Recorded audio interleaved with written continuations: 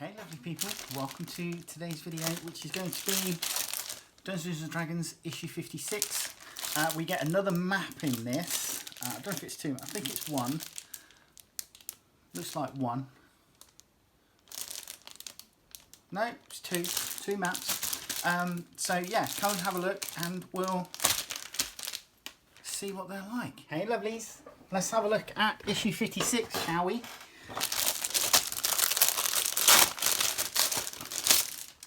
Right, let's pop that there. Yeah, two maps in this one. Okay, and they're not of a large scale. Let's get into it. Right, playing with miniatures. I do much prefer to play with miniatures and scenery. Figures and maps can elevate the depth and overall enjoyment of your tabletop experience. Maps and minis are a great way to keep track of exploration and combat encounters in Dungeons & Dragons. Busting out a gridded map and figures is a clear way to signal to your players that things could get extremely dangerous extremely fast, and there's nothing as thrilling as the moment you slam a diabolical mini on the table to a chorus of shouts from your players, then follow it up with the devilish grin and the DM's two favourite words. Roll for initiative. So benefits of miniatures. I much prefer miniatures because it helps you visualise the space and the combat around it. On the downside, when it comes to like gargantuan creatures, you might struggle to find something to represent it on the tabletop. So for example, I recently did a one shot where a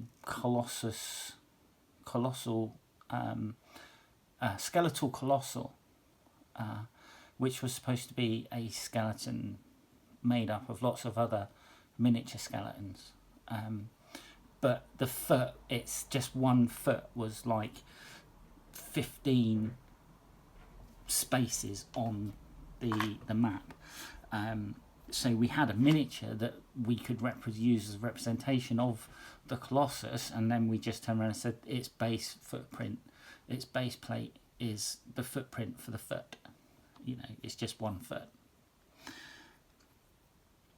Emotional connection. D&D is a game of imagination. Many players love having a physical totem that helps the imagined world more real and immersive.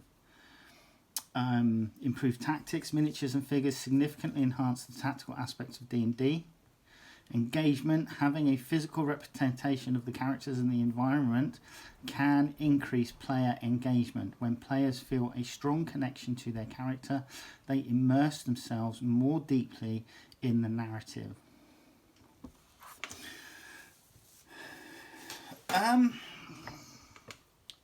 Yeah, and I've got more of a background in wargaming than I have D&D. And like I said, I do prefer to see miniatures on the table. I prefer to see an immersive, like if somebody's going to do a dungeon, let's do a dungeon, map it out, and then have the tiles that you can put down so that as we proceed, we can see it and map it.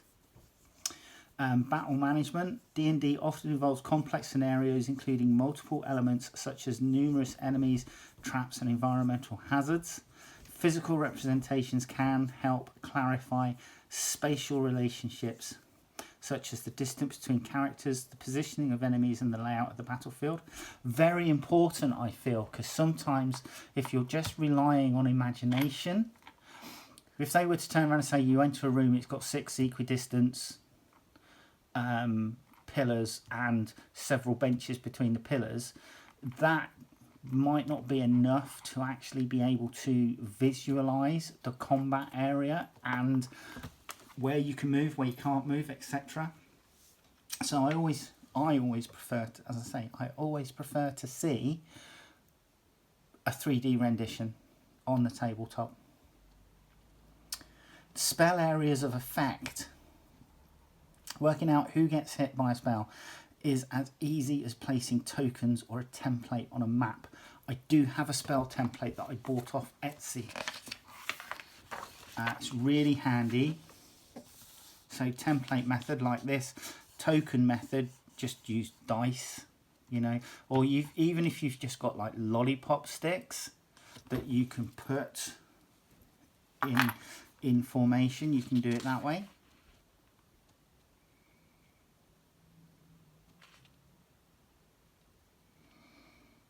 So yeah, they're suggesting like laying dice down so that you can visualize the spell effect. I've just recently printed off some different spell effects. So I paid for a STL file, but this one, for example, Cool Lightning spell effect. So that will go down and it will take up part of what's needed space wise. And then there's this one, which was a firewall. So each segment is like 10 feet, and I think the firewall spell or wall of fire spell says that you can do like each section is 10 feet long. And you can have 10 sections. So, for example, having this so that you can actually show what you want to do with that spell effect when you cast it is really handy. I'll get around to painting them up at some point. Probably mostly dry brushing. I did a little test piece. So just a little fire strike test piece. Literally undercoated it with a pale spray and then a very bright yellow, and then just dry brushed orange, a darker orange, a red, darker red, and then a grey, just literally. And that's all I'm going to do for the fire effects. I might have to get a little bit more artistic with the lightning, but yeah, spell effects and stuff like that so that you can see. Also printed out a mage hand. But yeah, there's several others, Poison Cloud, Ice Wall, that sort of thing. General feats, so we're getting another section for our feats. Species-specific feats can boost existing traits or uncover new ones, including human curiosity or a tiefling's mastery of fire. Unlocking latent power.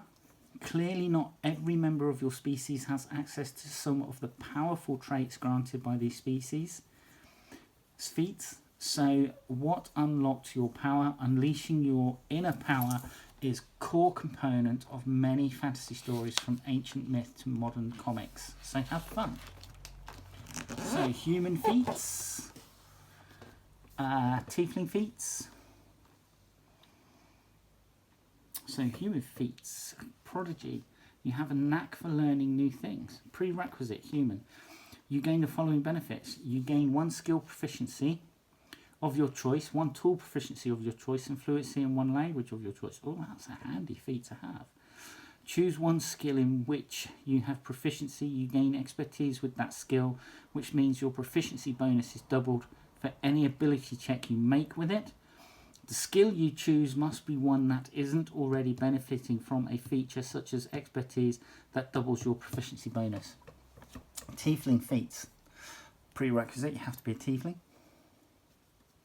So you have Flames of Phlegethos. You learn to call on Hellfire to serve your commands.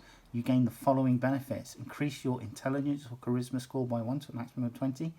When you roll fire damage for a spell you cast, you can re-roll any roll of 1 on the fire damage dice, but you must use the new roll even if it is another 1. Whenever you cast a spell that deals fire damage, you can cause flames to wreathe you until the end of your next turn. The flames don't harm you or your possessions, and they shed bright light out to 30 feet and dim light for an additional 30 feet. While the flames are present, any creature within 5 feet of you that hits you with a melee attack takes 1d4 fire damage. And then Infernal Constitution. Fiendish blood runs strong in you. unlocking a resilience akin to that possessed by some fiends, you gain the following benefits. Increase your constitution score by 1 to a maximum of 20. You have resistance to cold damage and poison damage. You have advantage on saving throws against poisoned. Cool. General feats, part 6. Dwarves, gnomes and halflings can boost their speed, toughness, magical defense and luck with these species specific feats. So, squat nimbleness. You are uncommonly nimble for your species. You gain the following benefits. Increase the strength or dexterity score. Increase the walking speed by 5 feet. You gain proficiency in the acrobatics or athletics skill, your choice. You have advantage on any strength, athletics or dexterity acrobatics check you make to escape from being grappled. Dwarven feats. So dwarven fortitude, gnomish feats, fade away, halfling feats, bountiful luck, and then second chance. The astral plane. Whether you get there physically or in a dream, this is the gateway to the outer planes. With wisps of white and grey swirling amid motes of light, the astral plane looks like silvery sea. Don't be confused when you first appear. Time has no sway here, as creatures don't age or suffer from hunger or thirst. Distance also has little meaning, and everything looks the same above as it does down below. Cool. Astral travel guide. Colours. So, Arborea, sapphire blue. This plane's good-natured but reckless inhabitants are dedicated to fighting evil. Arcadia, saffron. This flawless plane features ruler straight streams and geometrically pleasing cities. Nine Hells, ruby. The ultimate plane of law and evil, ruled by Asmodeus. The material plane, silver, where the forces of the other planes collide in the jumbled existence of mortal life. So is that the material plane? Is that R1? That we exist in sort of like Netherwinter and stuff like that? Okay, giants. Lore. Right, these brutes are big. So make a quick review of the giants' ordning, or risk being crushed by a casually hurled boulder. I love this giantess here with the wolf pelts. Looks like she's got 2 heads, potentially 3.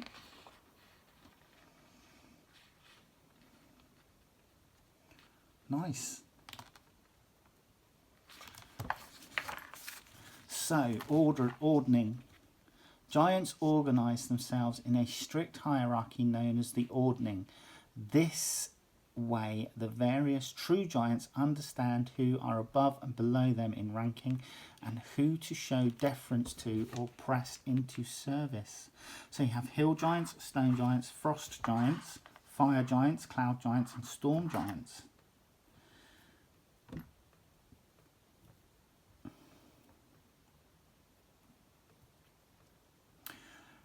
Now, is that oblexes or ooblexes or oblexes? These unusual slimes have some wonderful memories, all stolen from their unfortunate victims. Most apex predators have a useful skill. They are really, really good at hiding. But by the time they're on you, it's too late. That's certainly the case with the terrifying type of ooze known as ooblex or oblex or oblex. But while oblexes are dangerous enough when they're hiding in their slime form, they also possess a more insidious manner of hiding inside the identities of others. Lurking mainly in the Underdark, oblexes have their origins in mind flayers experiments on slimes, puddings and jellies. The mind flayers' aim was to create a tool that would better suit their purpose of securing victims they could feed on, and they more than succeeded. In the process, they created an ooze unlike any other. So yeah, great picture here. Unfortunate victim just about to be snared, and all the previous victims' faces in the ooze.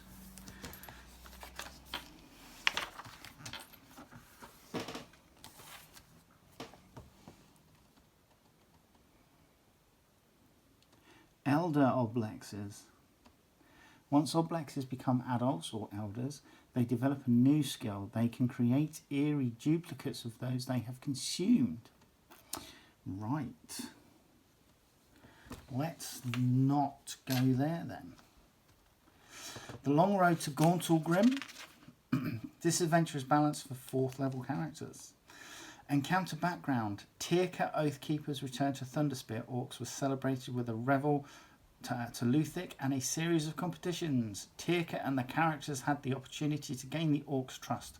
Whether or not they were successful, the next step is unavoidable.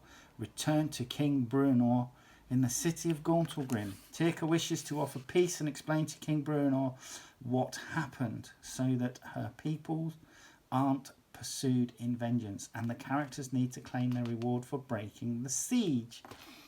Proactive characters may even be thinking of a plan to defeat Kreisir, the evil mage who manipulated the orcs. Tagging along with the party is the dwarf diplomat Vanver Muldoon, lawful neutral noble dwarf. See Encounter 55 for stats. Who was imprisoned by Tirka's predecessor, Gormak. Vanver is familiar with the peoples and cultures of the Underdark, but the dwarf's physical frailty makes them a liability if negotiations turn aggressive. Right, there you go. Oh, some unfortunate victims have been squashed by a rock. Characters must enter the Underdark to reach Gauntlgrim and reconnect with King Bruenor. The most direct route takes the party through a bottleneck known to be held by a family of hill giants. This journey turns mysterious when they find a dead giant's corpse. Diligent investigation reveals that the killer is a horrific monster of the Underdark, a psychic body-snatching ooze called an Oblex. So there you go, that is your encounter. The Stone Eye. Right, give me a sec. No. Yeah. So, there we go. First of our maps.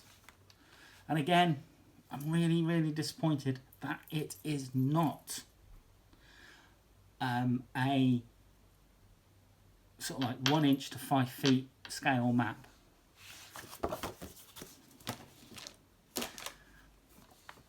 Murder most foul. If the characters get within 30 feet of Deg, which I'm assuming is this guy, read or paraphrase the following. The giant peers at you, frowns and drops the boulder he's holding. Stop, stop, no more hurting.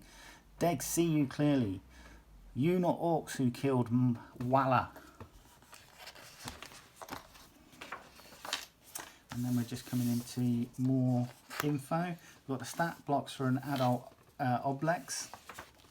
And then a hill giant stat block. Okay, right, okay. So we've had a quick look at this one, which is the Stone Eye. But the other one is Creek Shik Adamantine Mine. Tunnel Bargo 3. Somebody's helpfully written that there's a ghost here and explosives should be here. Excellent. I wonder if this will come into play in the next issue. But again, you know, I mean, appreciate that it's going to be quite a large map, but it really would be nice, as I say, if they printed these things to a scale of 1 inch. 1 inch equals 5 feet.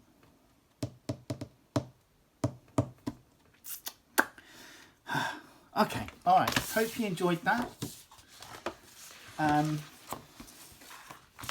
Let's get these set up. That was Dungeons and Dragons issue 56, and hopefully I will see you in the next video.